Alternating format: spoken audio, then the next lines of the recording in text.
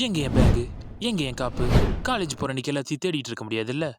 ஐயா, காலேஜ் போறோம், பசங்க கூட என்ஜாய் பண்றோம், கேர்ள்ஸ் கூட பேசி பழகுறோம், காலேஜ்ல இருந்து ஊட்டி, கொடைக்கானல், கேரளான்னு ட்ரிப் அடிக்கிறோம், கல்ச்சுரல்ஸ்ல இருந்து எல்லா ஈவெண்ட்லயும் கலந்துக்கிட்டு நம்ம டேலண்ட் எக்ஸ்பிரஸ் பண்றோம். மொத்தத்துல காலேஜ் லைஃபை என்ஜாய் பண்றோம். நீங்க இந்த மாதிரி எண்ணத்தோட காலேஜ் சேரலான்னு இருந்தீங்கன்னா அதுக்கு குறைஞ்சபட்ச வாய்ப்பு கூட ரொம்பவும் கம்மி.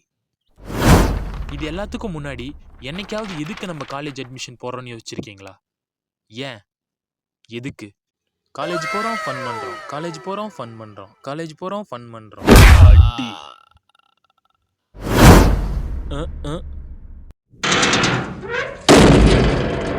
காலேஜ் போகலான்னு ஆசையா இருந்தா COVID-19 கொரோனா வைரஸ் வந்து லாக்டவுன் போட்டு ஆன்லைன் கிளாஸ்ல காலேஜ் வாங்க கண்ணா அப்படின்றுச்சு.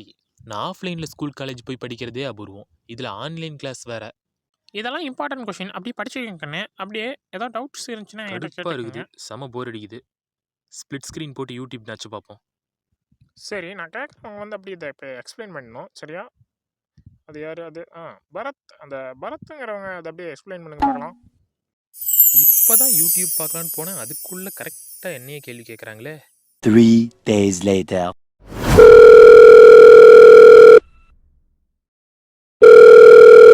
இதுவரை நெஞ்சில் இருக்கும்.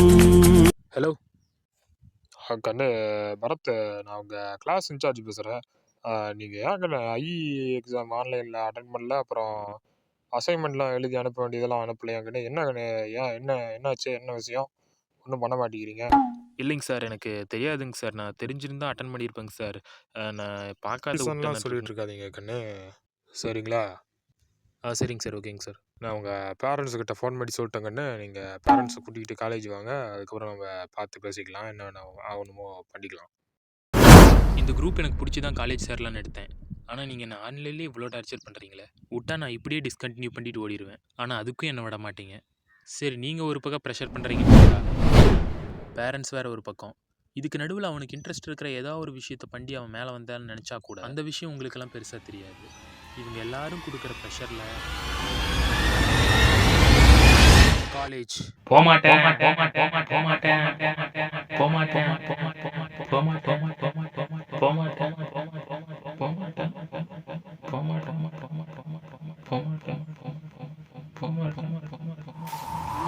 பூமியிலிருந்து ஒரு சிக்னல் வந்திருக்கு.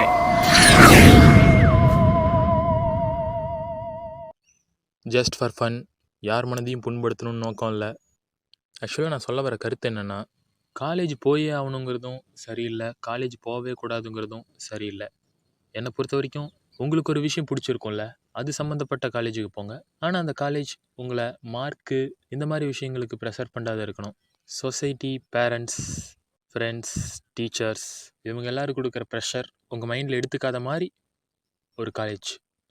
உங்களுக்கு ஒரு விஷயம் பிடிச்சிருக்கும்ல, அது மேலே உங்களுக்கு ஜென்யூனாக இன்ட்ரெஸ்ட் இருந்தால் நீங்கள் காலேஜ் போனாலும் காலேஜ் போகலனாலும் அதை கற்றுக்கிட்டு உங்களை நீங்களே மேம்படுத்திக்க பார்ப்பீங்க.